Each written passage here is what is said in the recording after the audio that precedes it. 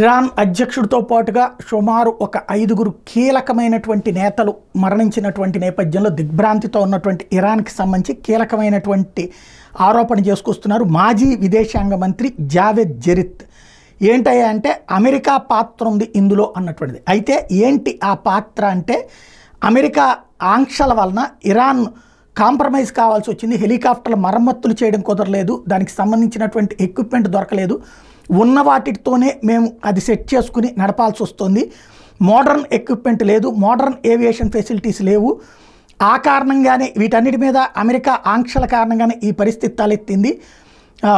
దీంట్లో అమెరికా తయారు చేసినటువంటి 2 బ్లేడ్ బెల్ 212 అట్లాగే అది ఫెయిల్ అయ్యింది అన్నటువంటి విషయాన్ని చెప్తున్నారు.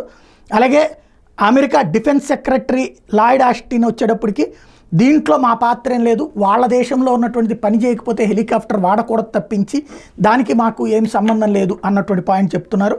ఓవరాల్గా అయితే ఇరానియన్లకు మాత్రం అమెరికా మీద తీవ్ర ఆగ్రహం రగులుతోంది.